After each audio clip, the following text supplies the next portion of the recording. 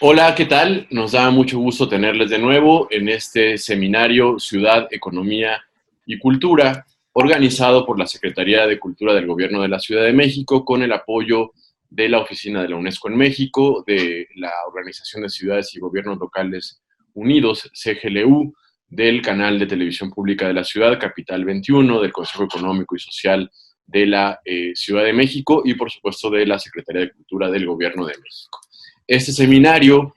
como ustedes saben,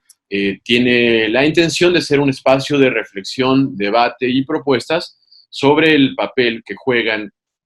en nuestras ciudades las comunidades, las actividades culturales, el desarrollo de las artes, en un momento en donde tenemos que visualizar o más bien visibilizar también el papel económico que juegan en el desarrollo de nuestras ciudades.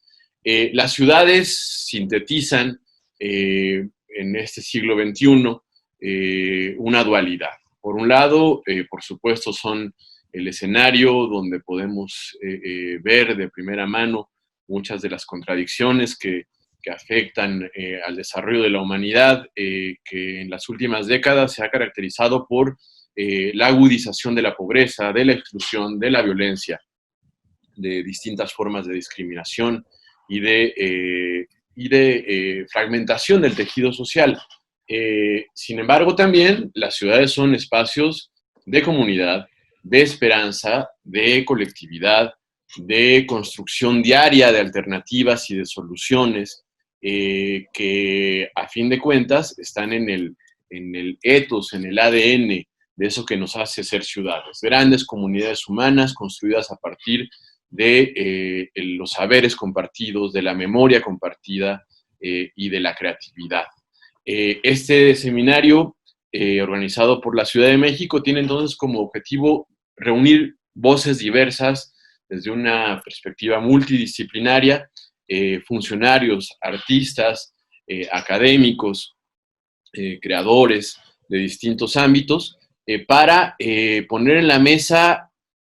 todo aquello que podríamos hacer, a partir también de compartir lo que estamos haciendo, lo que podríamos hacer mejor, lo que podemos desarrollar de una mejor manera, para que eso que ya sabemos y que ha sido ampliamente estudiado, ampliamente diagnosticado desde la academia, desde algunos organismos internacionales, sea parte de una nueva realidad, sea parte de la transformación de nuestras sociedades. Y es que la cultura es el ámbito en el cual se generan cada vez más, no solamente espacios de comunidad, solidaridad, creatividad, saberes compartidos, sino también de economía productiva local. La cultura cada vez más en sus distintas dimensiones que van desde el patrimonio cultural y su conservación hasta la artesanía, la actividad artística emergente, la actividad audiovisual, no se diga, genera miles y miles de empleos, genera también muchas veces más que empleos formales, genera formas de subsistencia, no solo en lo individual, sino cada vez más también en lo colectivo y lo comunitario. ¿Cómo hacemos para que hoy, que por cierto, en 2021 más bien la ONU declaró que 2021 es el año de la economía creativa y justamente esta apuesta tiene la intención de que reflexionemos en todo el planeta en torno a esto. ¿Cómo hacemos para que nuestras políticas públicas, cómo hacemos para que nuestras políticas culturales, educativas, urbanísticas, no se diga, sociales, sepan responder y potenciar ese creciente papel económico de la cultura y desde la Ciudad de México, creo también algo que es compartido con el gobierno de México, apostando porque ese papel renovado de la cultura en la economía y de la economía en la cultura también responda a un nuevo paradigma y unas nuevas ideas sobre cómo debe funcionar la economía. Una nueva economía fundada en la apuesta por la igualdad, por la inclusión, por la solidaridad, donde antes hemos tenido un modelo económico que nos ha generado pues exclusión, individualismo, pobreza, acumulación de la riqueza en pocas manos, cosa que por cierto también vemos en la cultura. Hemos estado acostumbrados a discutir en torno a las industrias culturales protegidas por el derecho de autor, y eso en realidad solamente implica, por ejemplo, a las grandes industrias del entretenimiento, a la gran industria audiovisual, pero deja fuera a la enorme actividad económica que se desarrolla desde abajo, desde la ciudadanía, que permanece en la informalidad y que, creo ha llegado el momento de que la pongamos en un plano de igualdad para construir apuestas comunes. Bien, dada esa introducción, me da muchísimo gusto presentar a nuestros invitados del día de hoy. Es de nuevo un panel de lujo, privilegiado con el que contamos. Quisiera presentar, en primer lugar, a mi querida amiga Dunia Ludlow. Ella es, Dunia es politóloga, es maestra en economía y en administración pública, ha sido legisladora, funcionaria pública, ha participado ampliamente en múltiples temas de construcción de política pública, de trabajo técnico en lo legislativo, y es desde 2018 la titular de la autoridad del Centro Histórico de la Ciudad de México. Un ámbito, un espacio institucional muy relevante para la Ciudad de México. Dunia se hace cargo de la gestión cotidiana, de la gobernanza democrática, de uno de los centros históricos más grandes del mundo, tal vez el más grande, el centro histórico vivo más grande del mundo, una ciudad considerada patrimonio, ciudad histórica considerada patrimonio de la humanidad, donde se resumen 700 años de historia urbana. Muchas gracias, Dunia, por estar aquí. También me da muchísimo gusto presentar a mi estimado Eduardo Villegas, quien es doctor en filosofía, académico de la Universidad Nacional Autónoma de México, también con una larga trayectoria en tareas que tienen que ver con la conservación y la difusión de la memoria colectiva, con la conservación del patrimonio, y quien es desde 2018 el coordinador general de Memoria Histórica y Cultural de México, un organismo de nueva creación adscrito a la Presidencia de la República, además de que Eduardo se hace cargo de la Estrategia Nacional de Lectura del Gobierno de la República. También nos da muchísimo gusto tener a un invitado internacional de una ciudad hermana, que no deja de sorprendernos siempre con sus ejemplos, con sus buenas prácticas, con su entusiasmo, con su creatividad, la ciudad de Bogotá. Nos acompaña Mauricio Agudelo, quien es el director de Economía, Estudios y Política de la Secretaría de Cultura de la Alcaldía de Bogotá. Mauricio es maestro en políticas públicas y en administración, y ha dedicado una buena parte de su trabajo profesional justamente a la construcción de políticas públicas enfocadas a la economía cultural y creativa. Bueno, dicho esto, estimado Eduardo, hace unas sesiones de este seminario, en una de las primeras sesiones,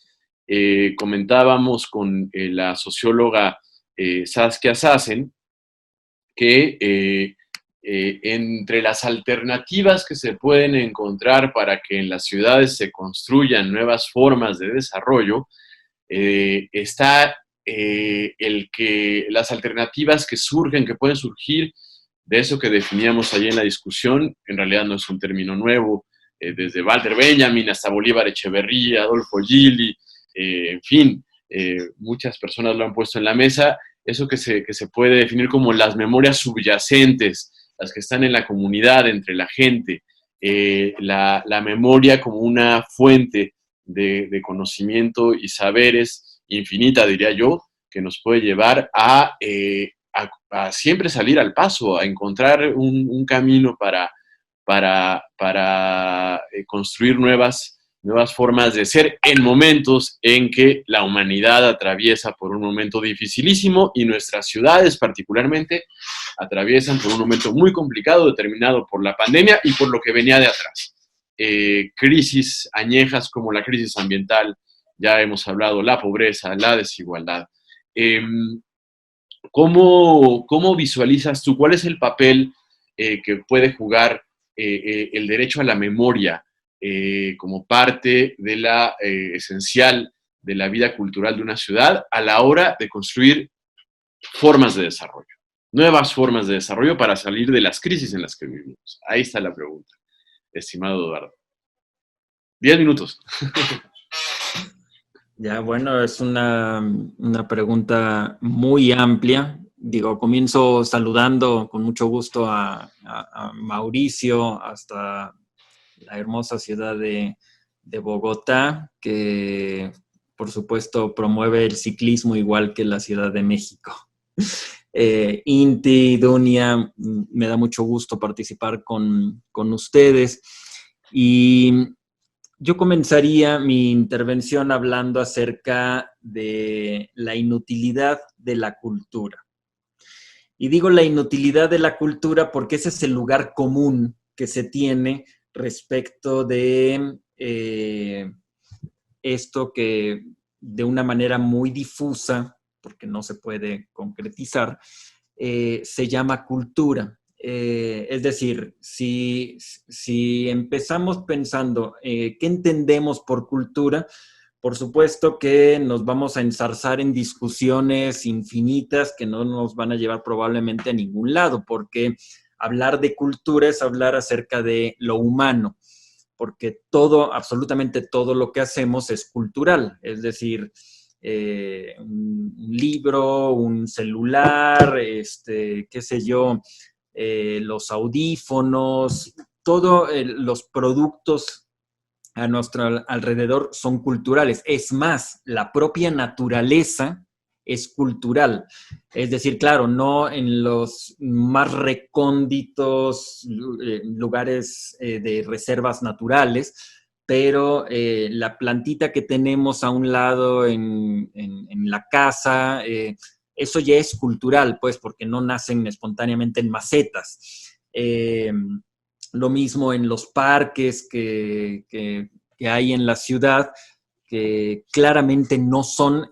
naturales, sino que han sido el producto de una intervención humana consciente. Y esto es muy importante señalarlo porque durante muchos años hubo una reducción de los espacios naturales, una reducción cada vez más fuerte para dar paso a la urbanización, para dar paso al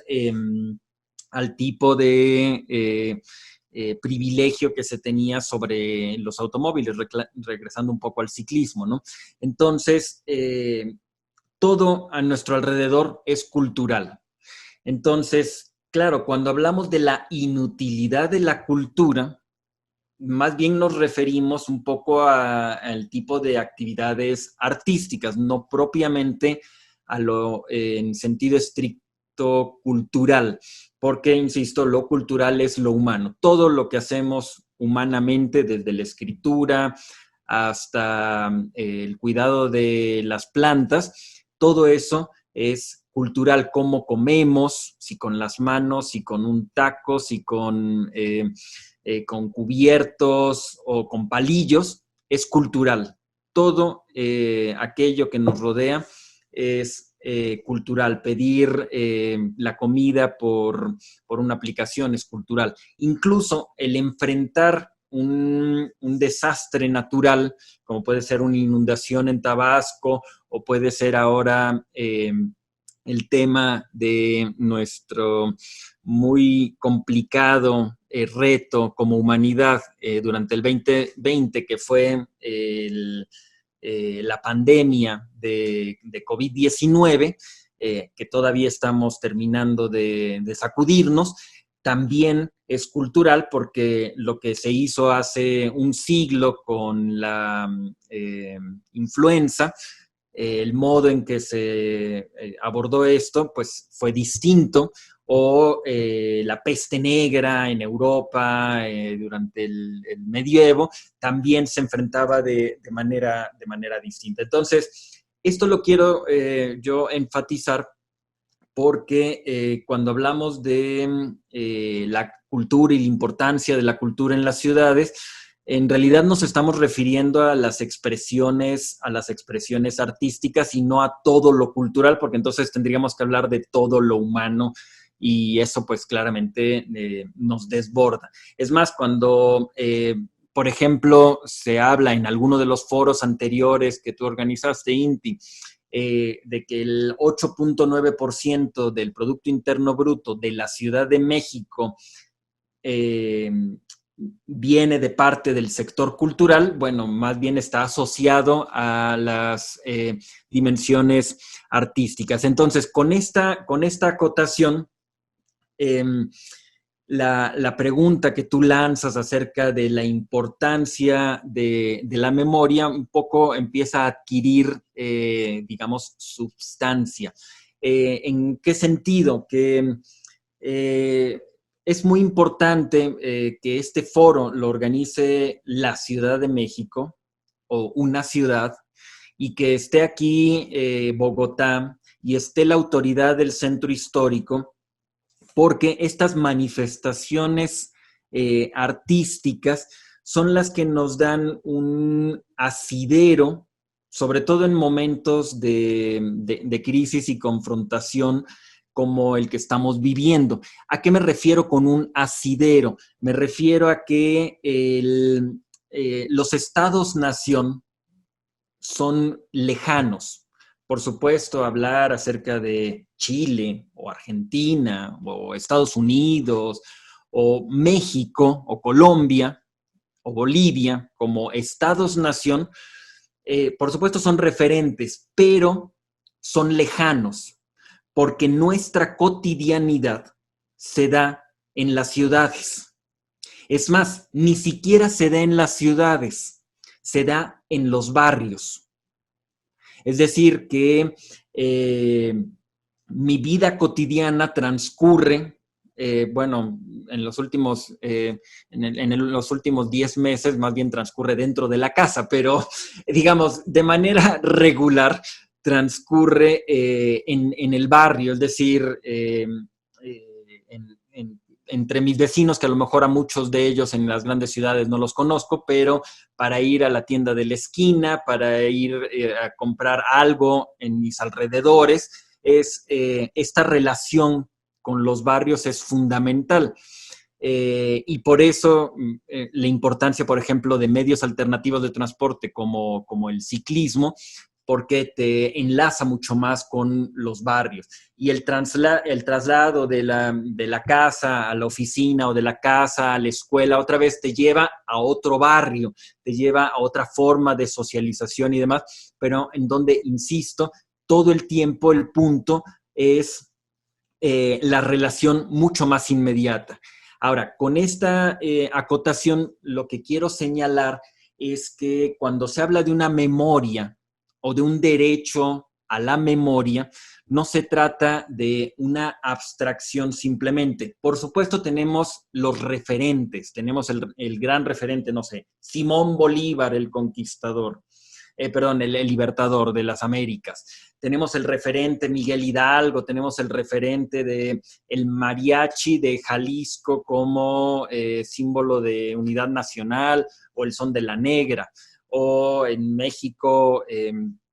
el traje de la China poblana. Es decir, hay referentes generales de una memoria colectiva que nos da identidad como nación, pero creo que el acierto de foros como este es justo traer de esa generalidad a la concreción del barrio, en donde la memoria o este derecho a la memoria es una memoria tópica, es decir, una memoria de los lugares en donde hay una vinculación, que es una vinculación estética, es una vinculación sensible respecto de nuestro entorno. ¿A qué me refiero con esto? A que tenemos un particular apego, qué sé yo, por el Paseo de la Reforma, que, bueno, nada más y nada menos es la calle más importante en México. tenemos un apego especial por el Palacio Nacional, por el Templo Mayor, por Teotihuacán, por, digamos, centrándonos solo en la Ciudad de México, por Cabeza de Juárez o por el centro de Coyoacán, la iglesia de San Juan Bautista. Es decir, hay apegos tópicos. Y esos apegos tópicos, esos apegos del barrio son los que nos ayudan a dar este sentido de unidad, por más que sea estrictamente barrial el asunto. Entonces, cierro mi intervención, esta primera intervención, haciendo una apología por el derecho a la memoria entendida no como una abstracción, sino como aquello que nos vincula estrictamente con nuestra comunidad. Muchísimas gracias, Eduardo, por tu aportación. Yo coincido plenamente contigo en términos de la importancia de entender que todo es cultural y que esto tiene unas dimensiones importantísimas en el mundo que habitamos en general, hoy más que nunca, porque si todo es antropogénico, incluso el tamaño y la forma de los árboles, los animales que vemos, también hay que hacernos cargo de lo que hemos generado, lo virtuoso y lo que no lo es, y lo desastroso, porque también ahí está la raíz de nuestras crisis. Acotaré un poco que partiendo de esta idea en la que coincido, hay dimensiones de la cultura donde se imbrican las artes, los saberes, la creatividad, la creación, en formas muy concretas. Es el caso del patrimonio cultural, el patrimonio cultural material, la ciudad histórica, los patrimonios culturales inmateriales, las tradiciones y las fiestas, en fin.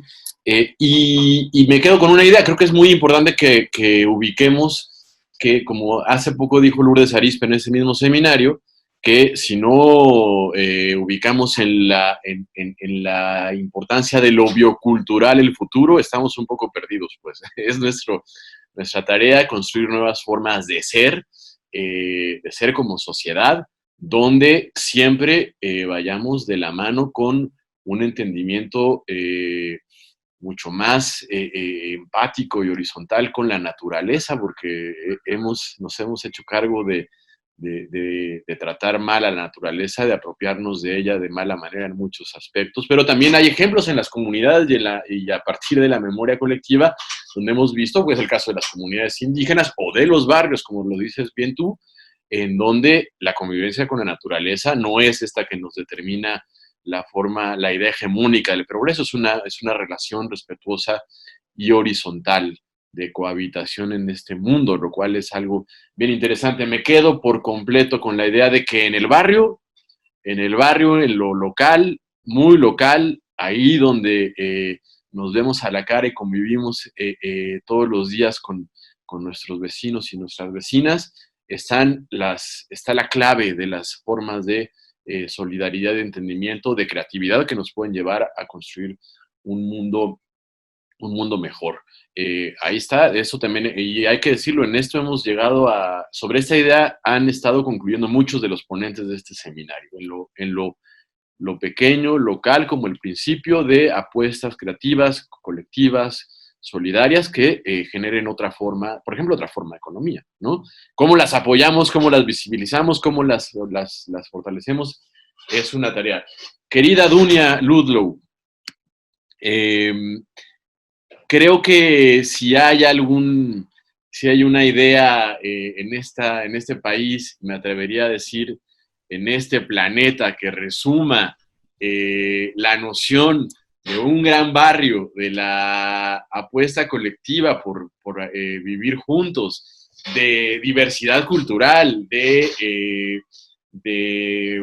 apuesta por la modernidad desde hace muchos siglos, de creatividad, de innovación, de identidad, pues eso es el centro histórico, sus calles, sus edificios, sus muchas ciudades ahí incluidas. Y bueno, también lo que las crisis de la sociedad y de los modelos económicos nos ha traído. El centro histórico las ha vivido todas. El centro histórico fue en algún momento, hay que decirlo, toda la Ciudad de México, y hasta hace apenas unas décadas, tal vez no más de un siglo, fue que nuestra megalópolis comenzó bueno, poco más de un siglo, tal vez siglo y medio, comenzó a crecer fuera de lo que es hoy el centro histórico. Al centro histórico le ha tocado vivir no solamente momentos complicados, una geografía muy difícil, distintos procesos de civilizatorios, confrontaciones, tensiones, guerras, invasiones, tragedias naturales, desastres de todo tipo y por supuesto momentos muy luminosos, todo eso que está en el corazón de nuestro país, el centro histórico de la Ciudad de México, corazón de la ciudad, corazón del país, gran lugar fundacional que hoy como nunca pues es, por ejemplo, nada más para para ponerlo ahí, tú me corregirás, querida Dunia, es el principal espacio público de México y uno de los principales espacios públicos del mundo, con millones de visitantes cada día, aunque, por ejemplo, con problemas como el despoblamiento. Con una enorme actividad económica, concentra el 10%, si no me equivoco, de la actividad comercial de la Ciudad de México, pero también... pero con muy pocos habitantes, con algunas decenas de miles de habitantes, tal vez 40,000 habitantes, donde vivieron 250,000, 300,000 personas en algún momento. Es también ahí donde se sintetiza el tema del comercio callejero, que pues está en la historia de nuestra ciudad y donde ha habido distintas apuestas por procesos de reordenamiento, de dignificación, pero también momentos de muchísima tensión, de conflicto. Todo eso es reflejo del mundo en el que vivimos, de la sociedad que somos, del modelo económico con el que hemos heredado, pero también de la apuesta por construir nuevas formas. El centro histórico es el gran laboratorio de la ciudad. Y particularmente lo es en un tema, no solamente porque ahí están la mayor cantidad de museos de este país, es uno de los polígonos urbanos con más museos en el mundo, sino porque ahí está el patrimonio cultural material más vasto que tenemos. 3,000 edificios considerados monumentos históricos y artísticos. En fin, ya ni el amor por el centro histórico nos puede llevar a no hablar durante horas. Pero bueno, Dunia, ¿cómo vive el centro histórico hoy este momento tan difícil? ¿Qué papel crees que pueda jugar en lo que viene? Muy importante, en el proceso de reconstrucción de aquello que nuestra economía se ha visto duramente golpeado por la pandemia y en la continuación de la apuesta por transformar a la ciudad y al país. Pues mira, en primer lugar, agradecer también a la Secretaría de Cultura de la Ciudad de México la invitación a participar en esta mesa con Eduardo y con Mauricio y moderada por TNT, para hablar de un tema que creo que es importante porque de pronto entramos en dinámicas o en sesgos de pensar que la cultura se limita únicamente a la actividad de los museos, a las actividades que se hacen en los espacios derivadas de las artes, ¿no? de los bailes, de la música, y realmente la cultura es muchísimo más que eso, como bien lo dijiste, también involucra a nuestro patrimonio, tanto el tangible, dado por sus monumentos, por toda la riqueza arqueológica que tenemos particularmente en el centro histórico y en muchos puntos de la ciudad y del país, nuestros monumentos históricos, nuestra traza urbana y también nuestro patrimonio intangible dado por nuestros mercados, por nuestros usos y costumbres, que pues sabemos que en el centro histórico de la Ciudad de México pues hay mucho también de ese patrimonio intangible que tenemos que recuperar y que tenemos que proteger. Creo que lo que debemos de hacer para empezar a poner en valor a este patrimonio y esta gran riqueza cultural que tenemos en la Ciudad de México es lograr cambiar este enfoque de ciudad que persiste en América Latina, copiado de un modelo norteamericano, en el que a lo largo del siglo XX apostamos por un modelo de ciudad de segregación. Primero, las residencias o se empezaron a hacer colonias residenciales fuera de los centros históricos, con una idea de que salir de este lugar en donde se daba muchísima actividad comercial y muchísima actividad laboral iba a traer mejores condiciones de vida, mejor calidad de vida, y mejores, sobre todo, condiciones de seguridad. Y al mismo tiempo eso derivó en expulsar todavía más, no nada más del centro histórico, sino de la ciudad misma, a las familias y a las personas más vulnerables, a las familias marginadas que fueron segregadas y expulsadas de las ciudades, ¿no? Este crecimiento poco planeado de las ciudades, desordenado y disperso, pues tiene consecuencias muy negativas para el desarrollo de las sociedades, ¿no? Empezando por un modelo en el que dependemos del coche y que justo por esa dependencia del coche, pues tenemos muy pocas oportunidades para encontrarnos tanto en los servicios públicos como en el transporte público, como en el espacio público, el desaprovechamiento total y absoluto de la infraestructura urbana, llámese agua, drenaje, instalación eléctrica, el propio transporte público, porque está demostrado que los centros de las ciudades son los centros con mayor conectividad en todo el mundo, y también, por supuesto, pues la pérdida sistemática y continua de nuestro patrimonio, como sucedió en el caso de la Ciudad de México, en el centro histórico de la Ciudad de México, hacia finales del siglo XX, que justo se empieza a impulsar esta necesidad de declararlo patrimonio cultural de la humanidad para poder rescatar al centro, que estaba en una situación pues muy adversa de abandono y de pérdida del monumento, de los monumentos que teníamos, y que se ha venido recuperando con grandes inversiones a partir de la entrada del siglo XXI.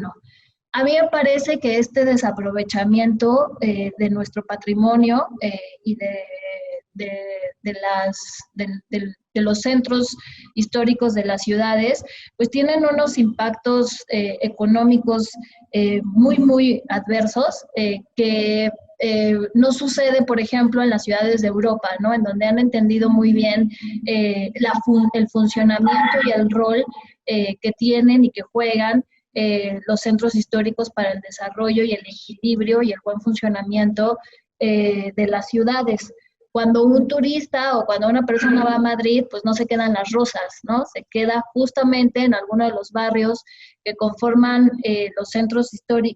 histórico de Madrid, y que justamente ahorita también en la pandemia, a pesar de que esos lugares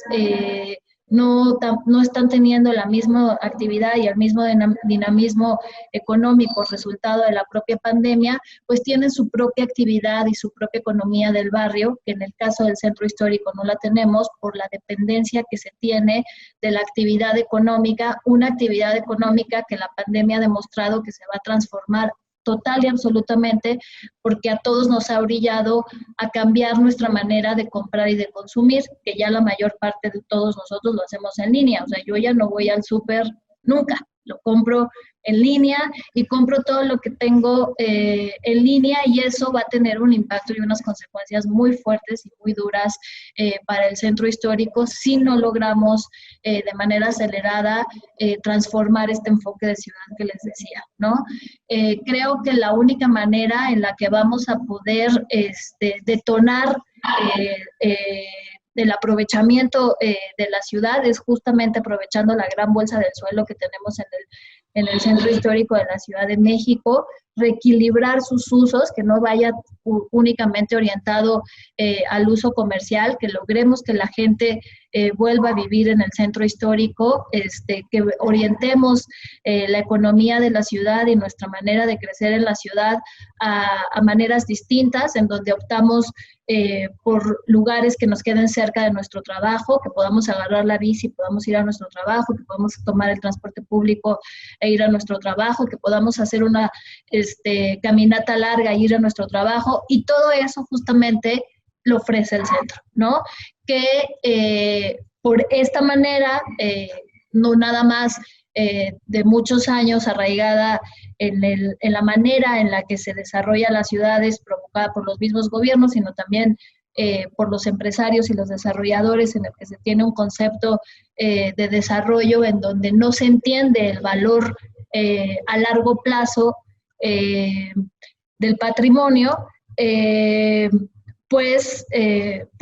genera este atraso, pero que creo que tenemos un muy buen momento para poder detonarlo, ¿no? En el que estos dueños de los inmuebles o estos desarrolladores que son propietarios de los inmuebles, pues entienden que este valor comercial que tenía el centro histórico después de la pandemia ya no será el mismo, y en ese sentido, pues es el momento para empezar a detonar estas plantas altas que están subutilizadas o que están utilizadas como bodegas, ¿no? Imagínense lo que te costaría una bodega en París, una bodega en Madrid, en el centro histórico de París o en el centro histórico de Madrid, y aquí completamente subutilizado, ¿no? Entonces yo sí creo que toca a América Latina a entender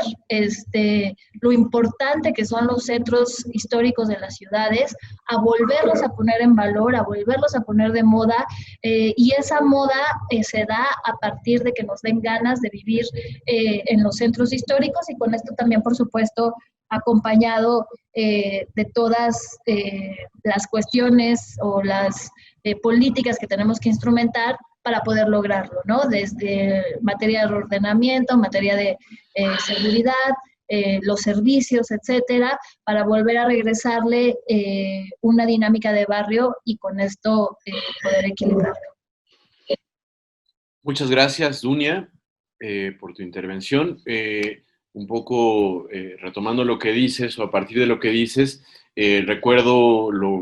algunas definiciones construidas por queridos amigos urbanistas como Felipe Del Montt o como Jordi Borja, quienes dicen, y bueno, algo que también en el centro histórico hemos aprendido, yo creo que si logramos que el centro histórico,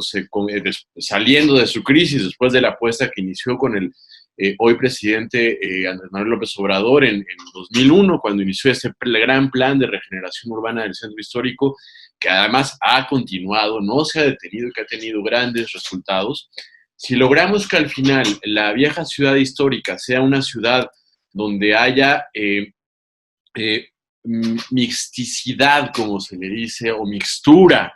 de usos, de que puedan vivir los trabajadores, los habitantes tradicionales, nuevas generaciones, gente de diversos sectores sociales, que haya vivienda social, que puedan cohabitar el comercio popular tradicional, que además, hay que decirlo, genera, y ahí también tiene que ver este papel de la cultura y las artes en la economía. Además hoy genera cosas únicas. Están ahí las últimas jarcierías, las últimas cererías, las últimas viejas imprentas de la ciudad. Todo eso hoy tiene un nuevo valor, y eso puede aportar muchísimo. Están los mercados populares. Si logramos que esa ciudad, que es a fin de cuentas una ciudad de caminos cortos, que se contrapone a la ciudad expandida, fragmentada salvajemente por la lógica urbanística fundada en el uso del automóvil, la que heredamos de la economía industrial, si logramos ahí regenerar esa idea de ciudad y luego la sembramos en toda la ciudad, en una apuesta de policentralidad, tal vez esté la clave. Por eso estamos tan convencidos de que el centro histórico es, la vieja ciudad es la ciudad del futuro. Pero bueno, gracias Dunia, estimado Mauricio. Bogotá, que como decía yo al principio, las ciudades colombianas, también está ahí Medellín, no cesan en aportar ejemplos de innovación, de transformación, de demostrar que así como acá en la Ciudad de México nos hemos sabido sobreponer a los terremotos, a las tragedias, y seguramente nos sabremos sobreponer a la devastación que ha generado en distintos ámbitos de la vida social la pandemia. Bogotá ha demostrado que lo que parece imposible de cambiar, lo que parece que está condenado al no futuro, pues no, desafía esa idea y demuestra que es posible cambiarlo todo. Desde la reinvención de la comunidad, del urbano, cosa que es cultura, como bien lo ha dicho Eduardo por acá, todo eso tiene su raíz en la cultura, en cómo somos y cómo podemos ser, cómo nos podemos reinventar a partir de la memoria. ¿Qué hace hoy Bogotá? ¿Qué papel juegan la cultura y las artes en la apuesta por construir un mundo mejor? Desde la perspectiva económica, por supuesto. Iti, muchas gracias. Tu introducción, la exposición de Eduardo, de Dunia, pues esto ha generado una explosión en mi cabeza de muchas ideas que estoy completamente de acuerdo con lo que ustedes han desarrollado de una manera muy precisa, digamos. Y gracias por la oportunidad de estar acá, porque voy a tratar de aterrizar de alguna manera las observaciones que los compañeros y que la compañera han realizado. Mencionar desde la política de economía cultural y creativa que fue adoptada en la ciudad de Bogotá el año pasado a través de COMPES. COMPES es un consejo de política económica y social y es una manera nueva de formulación de políticas en la ciudad de Bogotá que permite la intersectorialidad de las políticas. Hasta el año 2016, las políticas públicas se formulaban por iniciativa de cada una de las entidades distritales, por ejemplo, la Secretaría de Cultura, la Secretaría de Desarrollo Económico, la Secretaría de la Mujer y todas las otras secretarías. Pero muchas de esas políticas que surgían con muy buenas intenciones de los formuladores de política terminaban convirtiéndose en documentos que estaban o se quedaban en bibliotecas, en anaqueles y que no permitían generar una transformación real en el territorio. Entonces, la Secretaría Distrital de Planeación modificó la formulación de políticas públicas y, digamos, soy enfático en este tema porque entonces, si bien la política de economía cultural y creativa, la entidad rectora es la Secretaría de Cultura, participan muchos otros sectores que les voy a mencionar y adicionalmente está acompañada de un plan de acción a 30 años. ¿Esto qué quiere decir? Hay compromisos, no solo de nuestra secretaría, sino de todas las otras secretarías que les voy a mencionar, en desarrollar planes y programas durante 30 años para que podamos lograr los objetivos que nos planteamos después de un diagnóstico importante que les voy a mencionar rápidamente. Antes de comenzar, tú mencionabas también la ciudad de Medellín acá en Colombia. Yo soy de Medellín, he tenido la oportunidad de estar en Bogotá desde ya hace unos años, de trabajar con el Ministerio de Cultura y pues en este momento desde la Secretaría de Cultura de Bogotá, que ha tenido la visión por parte de nuestros líderes de trabajar sobre la dimensión económica de las actividades culturales, entendiendo toda la exposición que hizo Eduardo y Dunia. Entonces, lo primero y más importante que hay que mencionar es que la política de economía cultural y creativa, que es solo una de las políticas que tiene la Secretaría de Cultura, reconoce dos dimensiones. La primera es la que está asociada al valor cultural, entendida como la identidad y la cohesión social a través de la apropiación de contenidos simbólicos. Pero también reconoce una dimensión adicional que durante más de 25 años no había sido atendido por parte de la Secretaría de Cultura u otras entidades distritales, que es el valor económico, que puede entenderse de alguna manera muy concreta, se puede desarrollar más, pero es el retorno financiero que se puede obtener por la transacción de esos bienes y servicios culturales que a su vez están generando identidad, cohesión social a través de la apropiación de contenidos simbólicos. ¿Esto qué quiere decir? Que es una política pública que atiende a los agentes de toda nuestra ciudad que tienen las dos dimensiones. Hay políticas públicas que están encargadas o que focalizan sus esfuerzos en los agentes que tienen solo una vocación cultural, como muchos de los ejercicios comunitarios que surgen desde el corazón de nuestras localidades, que son 20 en la ciudad de Bogotá. Entonces, ya para centrarme en la política pública, contarles que surgió un proceso riguroso en su formulación. Primero tuvimos una etapa de investigación que nos llevó por las políticas públicas que se habían formulado alrededor del mundo para fortalecer la dimensión económica de todas las actividades culturales.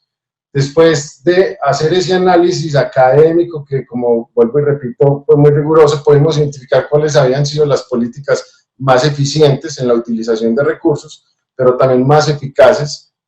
Cuando hablamos de eficacia es que se logró el objetivo que se había planteado previamente. Entonces identificamos cuáles habían sido esas políticas públicas y luego comenzamos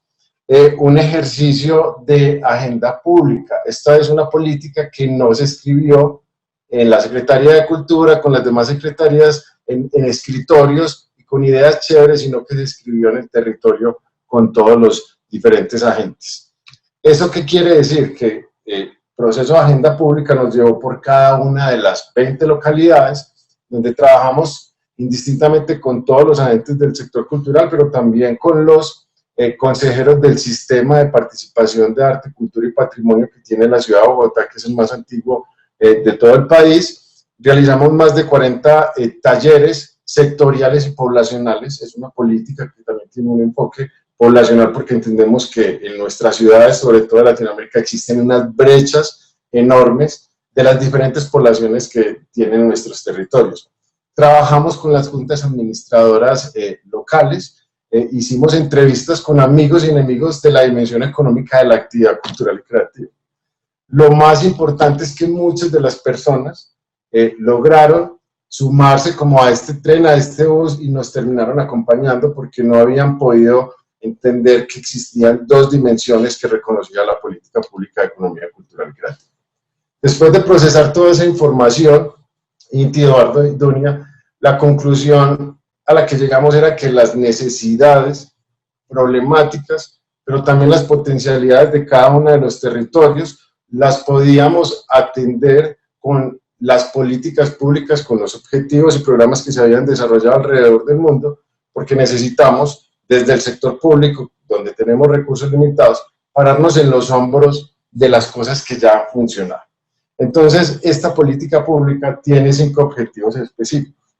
El primer objetivo son los espacios adecuados para las actividades culturales y creativas. Nosotros tenemos una diferencia marcada entre la actividad cultural y creativa, pero también de negocios, es decir, la política tiene 2 dimensiones.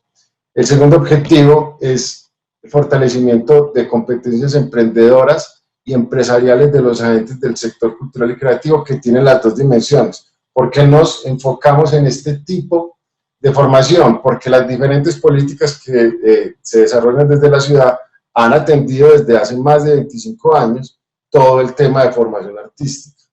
y seguirán atendiéndolo. Esto es una política nueva que no genera disminución de los recursos o de la capacidad de atención de las otras políticas que tiene nuestra Secretaría. El tercer objetivo son los apoyos, los mecanismos de apoyo financiero a los agentes del sector cultural y creativo. Ningún sector económico en ningún país del mundo tiene una barrera tan grande como el sector cultural para acceder, por ejemplo, a la banca comercial. ¿Por qué? Porque generalmente lo que nosotros producimos, nuestros bienes y servicios, son intangibles, y como son intangibles, no pueden ser una garantía para que la banca comercial, que no nos conoce o apenas nos está empezando a reconocer como un sector económico, no tiene ese conocimiento del sector, entonces es muy difícil acceder a estos recursos de la banca. El cuarto objetivo son las estrategias de ampliación de mercado, que en un momento lo voy a desarrollar un poco. Y por último, la gestión del conocimiento. Dentro de la gestión del conocimiento tenemos un ejercicio muy importante, un sistema de información que se llama cuenta satélite de cultura y de economía creativa, que en la siguiente pregunta, pues en la siguiente ronda tendré la oportunidad de darles a cada uno de ustedes como los resultados del aporte económico de la actividad cultural y creativa a toda la ciudad y cómo esto ha permitido visibilizar nuestro sector para formular políticas públicas que respondan a las necesidades, a las problemáticas y a las potencialidades de cada uno de los territorios. Yo dejaría por ahí, compañero, y en la segunda ronda pues haría como un zoom in sobre unos avances que hemos tenido sobre los distritos creativos, que son los espacios adecuados de las actividades culturales y creativas y de negocios, y de los principales resultados de la cuenta satélite de cultura y economía creativa. Muchísimas gracias, Mauricio, por tu importante aportación, por permitirnos conocer lo que hace Bogotá en el ámbito de la economía creativa. Bueno, Para una segunda ronda y para conocer las conclusiones, completar la reflexión, yo les haría la pregunta, después de todo lo que hemos aquí reflexionado, a partir de considerar todas las dimensiones que tienen la cultura y las artes en la economía en las ciudades, a partir de conocer distintas visiones, experiencias, esfuerzos que desde lo urbano se llevan a cabo, yo les preguntaría, en la apuesta que ha hecho la Organización de las Naciones Unidas en la Agenda 2030 para cumplir una serie de metas, 17 objetivos para el desarrollo sostenible que van desde terminar con el hambre, combatir la pobreza, garantizar la educación para todos, la equidad de género, combatir a fondo la crisis climática, construir un mundo con una cultura de paz. ¿Qué papel consideran, en resumidas cuentas y de forma breve, que pueden jugar la relación, las relaciones económicas con la cultura y las artes desde el ámbito de las ciudades? Es decir, puede ser esta relación, esta ecuación, un factor para construir ese mundo más justo, más democrático, más igualitario, en el que, por cierto, en México creo que tenemos un compromiso muy claro en términos de que es la principal tarea de todas y todos en un momento de una profunda transformación. ¿Cómo lo ven ustedes desde la perspectiva de la ciudad, de lo nacional y de lo global? Ahí está la pregunta. Comenzamos con Eduardo. Ya, muchas gracias, Inti. Yo retomaría para contextualizar lo que tú ahora señalas, dos observaciones de Dunia y de Mauricio. De Dunia yo rescato la orientación que ha venido teniendo la Ciudad de México a reconvertir la exclusión por inclusión. Es decir, no solamente en términos de desarrollo urbanístico, de no apostarle a la periferia, a crecimiento desbordante de las periferias, con todas las complicaciones que ello tiene para proveer servicios, para el transporte y demás, sino incluso también en términos de cómo esa misma población puede insertarse en ciertas dinámicas mucho más de interacción social y no como ciudades dormitorio. Entonces, creo que en ese sentido la Ciudad de México ha tenido un gran acierto ya desde hace por lo menos un par de décadas, en términos de ir reconvirtiendo, ir transformando esa política de exclusión hacia una política de inclusión, en donde notablemente se pueda rescatar lo que en el centro histórico de la Ciudad de México es toda su riqueza patrimonial. Y esto va en el mismo orden de ideas de lo que ha señalado Mauricio respecto de la identidad. Es decir, todas estas expresiones que podemos llamar culturales para los efectos de esta charla, pero que nos muestran el término no nada más identidad, que somos mexicanos o colombianos o argentinos o qué sé yo, sino como ese punto fino importantísimo que es el de la cohesión social, que Mauricio ha expuesto muy bien, de cómo estos trabajos que se hacen mucho más en territorio permiten esa cohesión social. Y concluyo esta intervención destacando el trabajo y el reconocimiento que la propia UNESCO le ha dado a la Ciudad de México con esa iniciativa que tuvo de los llamados pilares, en donde 150 pequeños centros comunitarios se vuelven en foco de atención de, otra vez regresamos al tema del barrio, es decir, que es voltear no tengo que trasladarme hora y media para llegar a donde puedo tener acceso a fuentes de internet, de conocimiento, libros, etcétera, sino que camino 3 cuadras y encuentro un lugar en el cual además están mis vecinos a los que empiezo a identificar y demás, pero que empieza a generar estos lazos de cohesión social que en traslados de hora y media y regreso otra hora y media, etcétera, pues no se dan, ¿no? Entonces es notable que esta sea la apuesta y, por supuesto, tiene que ser el camino. Muchísimas gracias, estimado Eduardo. En efecto, los pilares, puntos de innovación, libertad, arte, educación y saberes, demuestran un poco lo que aquí estamos, creo, más o menos tejiendo como idea. Es decir, ese lugar que ahora está donde antes no había espacios para el encuentro, no había espacio público, no había infraestructura cultural, es hoy un lugar donde se reúne la comunidad, donde tiene acceso a la educación, a formas de regularización académica, actividades culturales. Ahí se conoce con los otros, donde en esa ciudad de fronteras que mencionaba Dunia, es algo que habíamos comenzado a perder. Entonces te encuentras, te miras a los ojos en un plano horizontal con tus vecinas y tus vecinos, imaginas un mundo mejor a su lado y, muy importante, a partir de lo cultural, lo artístico, lo educativo, también puedes construir nuevas ideas de economía cooperativa, por ejemplo. Entonces también ahí encuentras trabajo. Puedes construir ideas de cómo desarrollar formas de economía local productiva. Eso evidentemente está ahí y es sembrar la centralidad, la ciudad de los caminos cortos en esa periferia marginal donde antes el horizonte era de 3 horas para transportarse a tu trabajo, de un problema muy grave, de falta de accesibilidad, de inseguridad, en fin. Querida Dunia, el centro histórico en la misión para cambiar el mundo a partir de la agenda de los objetivos del desarrollo sostenible. ¿Cómo lo ves? No venía preparada para la pregunta, pero en el tema del plan de revitalización integral del centro histórico,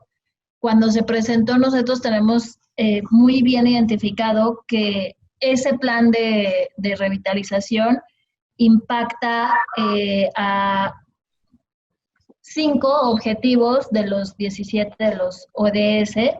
El primero de ellos es de fortalecer a los medios y las alianzas para justamente cumplir con los objetivos de desarrollo sostenible, que eso se da desde esta coordinación que estamos buscando en la autoridad del centro histórico, fomentado por el gobierno de la Ciudad de México, no solamente entre todas las instancias que confluyen en el centro histórico, que son de diferentes órdenes de gobierno, las federales, las de la Ciudad de México y las de las 2 alcaldías, sino también esta relación que estamos propiciando entre las instancias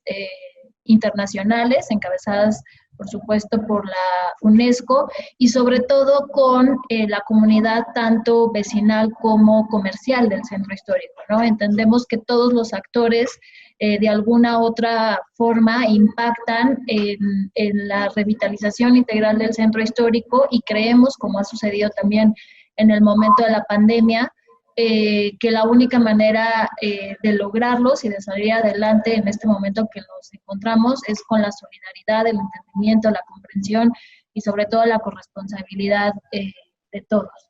También impacta de manera muy importante el objetivo 8, 6 y 11, que son estos objetivos que hablan de lo que comentó Eduardo de la inclusión, el de asentamientos humanos, el acceso a justicia y seguridad y al crecimiento económico, que justo la manera en la que se están planteando, pues el enfoque que se da es promover esta inclusión de todos los sectores de la sociedad en cuanto a asentamientos humanos, pues cambiar este enfoque de ciudad para que nos volvamos a encontrar en todos los espacios tanto públicos como servicios públicos y nos integremos nuevamente como comunidad.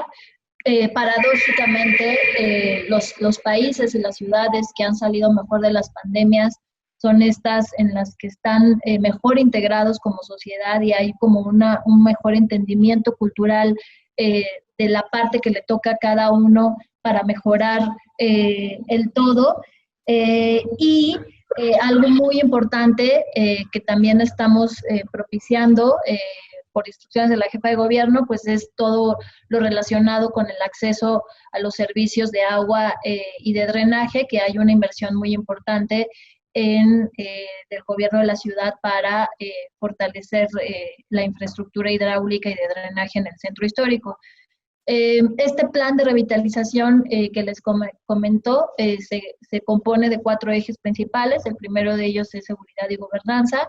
en el que se dan todas estas acciones de coordinación interinstitucional para promover y propiciar una mejor gestión del centro histórico. El segundo de ellos es toda la inversión pública que se está dando, que el gobierno de la Ciudad de México destina 250 millones de pesos para la rehabilitación de espacios y calles, más otros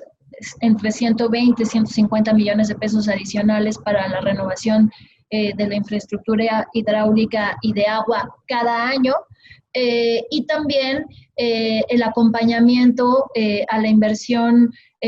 privada para empezar a promover proyectos de inversión en el centro histórico, principalmente de vivienda, pero también turísticos y económicos, y que seguramente después de la pandemia pues tendremos que hacer un planteamiento importante a la recuperación económica de la actividad comercial en el centro histórico. Entonces, específicamente, este plan de revitalización logra impactar los objetivos de desarrollo sostenible 11, 17, 8 y 6. Muchas gracias, Dunia, por tu participación. Ahí está claro cómo la regeneración urbana, la conservación del patrimonio cultural, hacer ciudad desde la memoria colectiva son factores de un mejor futuro, de un mejor presente y un mejor futuro. Eso creo que está clarísimo. Y entonces, bueno, para concluir, estimado Mauricio Agudelo de Bogotá, ¿cómo ves las cosas? ¿Cómo se inscribe lo que ven en Bogotá, lo que hacen en Bogotá y lo que ven en otros lugares del mundo en esta apuesta por construir un planeta mejor desde las ciudades, desde la economía y la cultura? Ok, Inti, pues mira, primero yo también no estaba preparado como Dunia, esto lo escogí un poco a quemar ropa, pero es una gran oportunidad. Considero que podría desarrollarse un nuevo espacio, contarles a ustedes que estamos trabajando en un piloto con la UNESCO y 5 ciudades alrededor del mundo, que tiene como objetivo pues visibilizar a la cultura más allá de ser un motor de transformación social y cultural, sino también económico, y lograr una visibilización mucho más importante en los indicadores temáticos, en los objetivos de desarrollo sostenible. Tuvimos la oportunidad de estar en Francia hace ya como 1 año y medio, donde estuvimos trabajando en la UNESCO, y estamos levantando toda la información para realizar un taller este primer semestre del año 2021, y ya que ustedes y que tú mencionas ese tema, me gustaría invitarlos para que nos acompañen en ese taller que vamos a tener acá también con expertos acá en Bogotá, con expertos de la UNESCO que también, digamos, estamos identificando para poder desarrollar este tema. Quisiera, digamos, ya como para cerrarme, se me quedan en el tintero muchos temas importantes, porque las exposiciones que ustedes han hecho, pues, lo llevan a uno a pensar cada vez más allá, y cómo, y digamos, como Eduardo, y como Dunia, y como tú también lo has mencionado, cómo después de conocer académicamente todo lo que se está desarrollando en el mundo, todo nos apunta a hacer un zoom in más preciso cada vez en los territorios y con los agentes, y no solo hablo de los agentes culturales y creativos, sino de toda la ciudadanía que está instalada en nuestros territorios. Mira que dentro del primer objetivo que nosotros, o la primera medida de intervención, que son los espacios adecuados para el desarrollo de las actividades culturales y creativas, estamos desarrollando diferentes programas, pero el más importante de ellos es una apuesta de distritos culturales o distritos creativos, que son espacios geográficamente delimitados. Hicimos un zoom in en el barrio, como Eduardo y como Doña han enfatizado, conociendo las características, las necesidades, problemáticas y potencialidades de cada uno de esos territorios, donde convergen la cultura, la creatividad, pero también el emprendimiento. Y cuando hablamos de emprendimiento, no solo hablamos de actividades culturales y creativas, sino de actividades conexas y complementarias para que los territorios se puedan desarrollar de una manera dinámica y poder generar incentivos al mejoramiento del bienestar social en esos territorios, pero también atraer muchas personas de otros territorios. Los distritos creativos que nosotros encontramos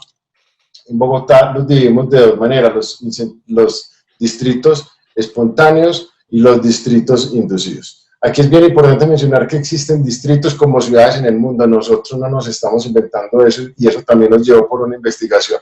importante, y sabemos que muchas actividades culturales y creativas se han establecido en los territorios a través de los años, a través de décadas, y que han tenido una debilidad muy importante, y Doña lo mencionó, y es el uso del suelo. Las actividades culturales y creativas que se desarrollan en el territorio de Bogotá no tienen uso del suelo en el plan de ordenamiento territorial vigente. Entonces nosotros, a través de normas, estamos generando condiciones propicias para que los agentes que ya están instalados en los territorios pues puedan desarrollar de una mejor manera sus actividades, pero para generar una mayor atracción de esas actividades culturales y creativas. Y adicionalmente están los distritos espontáneos, que generalmente se desarrollan en zonas olvidadas, con otra vocación económica, peligrosas, y tenemos una gran apuesta en Bogotá, que es el Bronx Distrito Creativo. Es un distrito que se está desarrollando en el territorio que era la zona más peligrosa de toda la ciudad, vinculando no solo a los agentes culturales y creativos, sino a todos los ciudadanos y ciudadanas que están instalados en el territorio y que llevan generaciones viviendo en estos espacios. ¿Cómo les podemos mejorar la calidad de vida? ¿Cómo a través del establecimiento de actividades culturales podemos generar transformación social, cultural y económica a través de uso del suelo, condiciones propicias que nosotros generamos, y a través de procesos de renovación urbana? Muchísimas gracias, estimado Mauricio. Es muy puntual y lúcido lo que nos acabas de platicar. Ahí están claves que nos llegan de las ciudades con las que hablamos, con las que nos hermanamos todo el tiempo. En fin, pues muchísimas gracias a Dunia Ludlow, autoridad del Centro Histórico, a nuestro estimado Eduardo Villegas, de la Comisión para la Memoria Histórica del Gobierno de la República, a Mauricio Agudelo, del Gobierno de Bogotá. Gracias a todos y todas quienes nos han visto y escuchado en esta sexta mesa del seminario Ciudad, Economía y Cultura. La Secretaría de Cultura del Gobierno de la Ciudad de México les da las gracias. Nos vemos pronto, y bueno, hemos hablado de cómo las ecuaciones que surgen de la relación entre lo cultural y artístico, lo económico y lo urbano, deben ser parte de la apuesta por construir